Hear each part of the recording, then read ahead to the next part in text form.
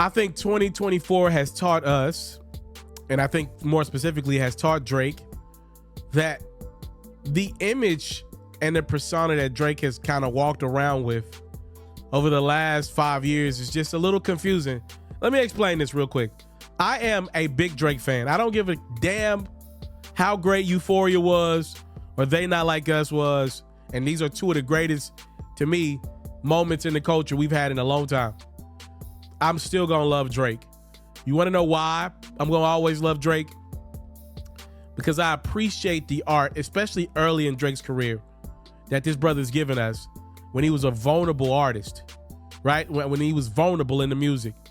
And I appreciate the moments Drake gave me for many parties of my life, like for many sets, kickbacks, whatever you want to call it.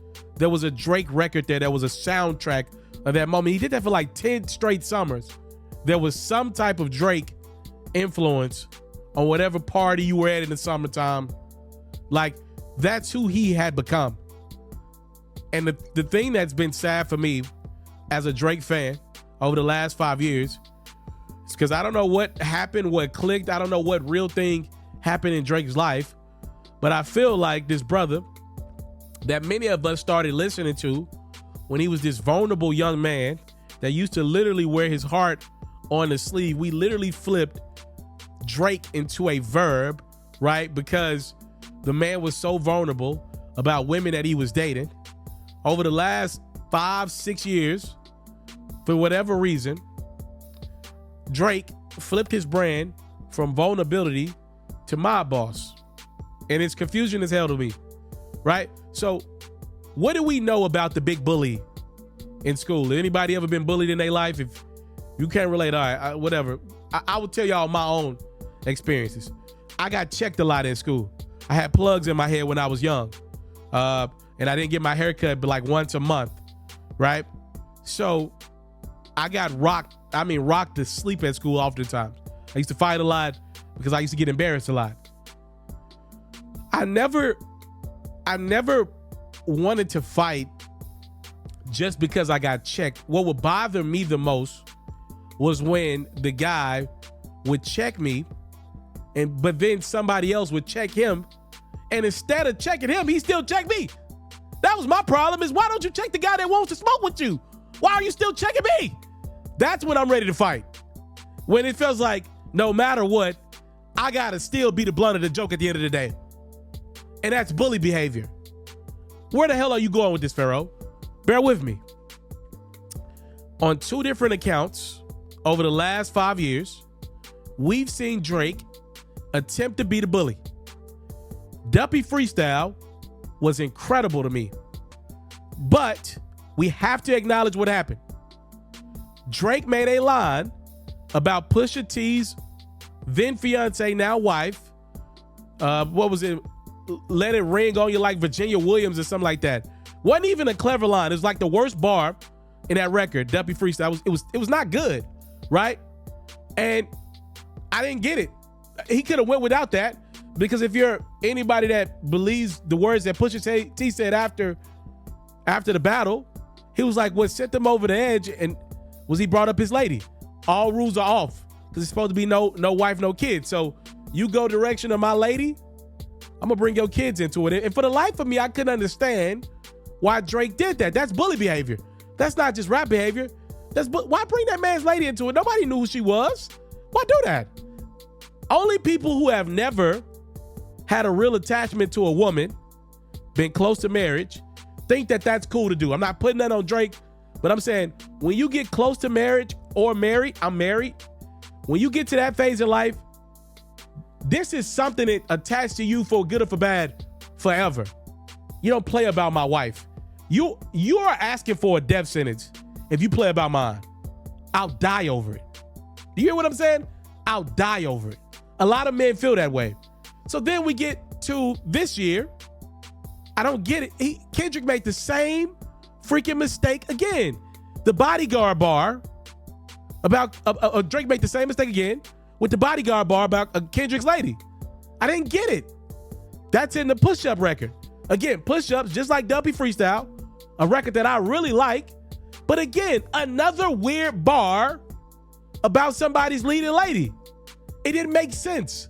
And I don't know this because Kendrick doesn't do press. But I bet you one of the reasons why Kendrick tagged into Drake's ass with Euphoria and They Not Like Us, stop bringing up men's ladies. Stop doing that. You are going to learn the hard way, bully, to not bring up somebody's leading lady. And I'm just thinking, like, how did we get to this point where this guy that was so vulnerable early in his career, that rapped about his love interests and how important they were to his life, how did we get to the point where he's always bringing up people's leading lady and kind of making the block hot for them? I don't get it. I don't get it. And I can only come up with one conclusion. This is the only thing I was able to come up with. When I was in college, I was a pretty vulnerable dude. It was the real first time in my life where I was having my way. I had to pick a litter with women. I was having a great time in college. All right, hence the hoodie that I got on today. And with that being said, I used to get on social media and just do whatever the hell I want. Everything was working in college. I get on Snapchat at the time, and I do like Kevin Gates, I don't get tired videos. I would sing on Snapchat. Very vulnerable.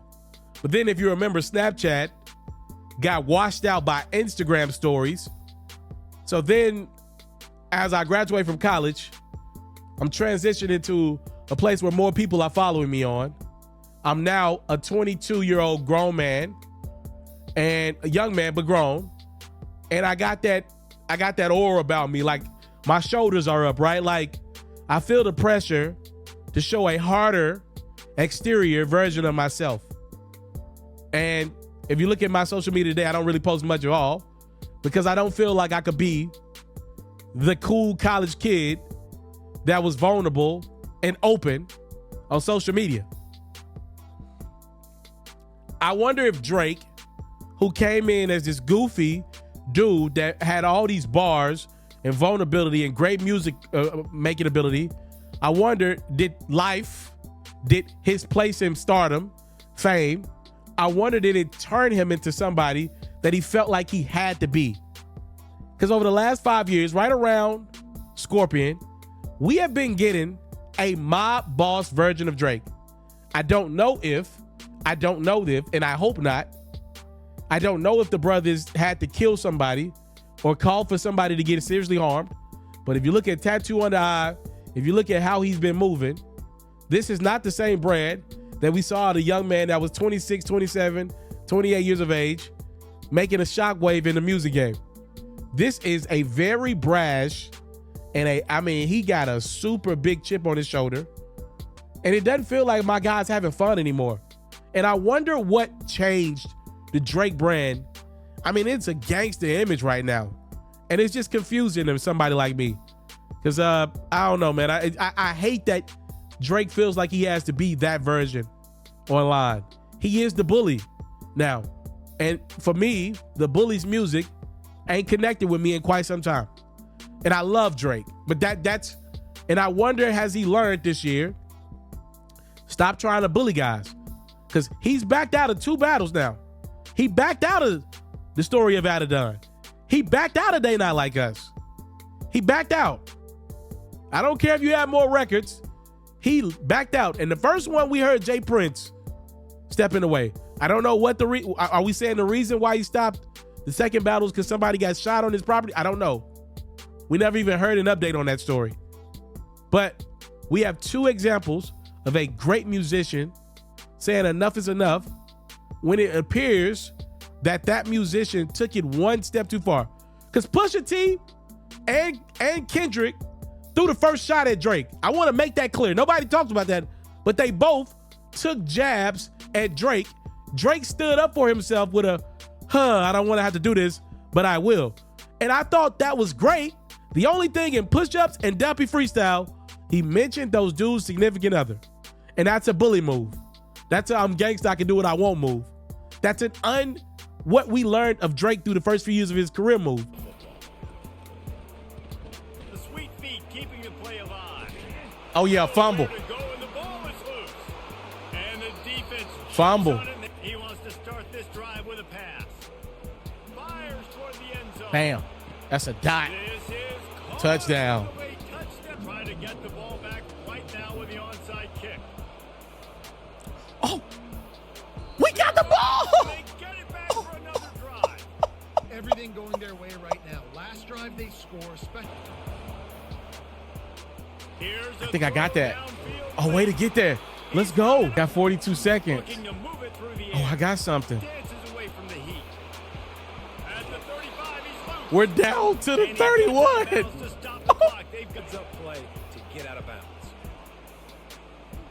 Get down. Get down. We first and goal. We first and goal. We got a chance. And try to throw a dot here.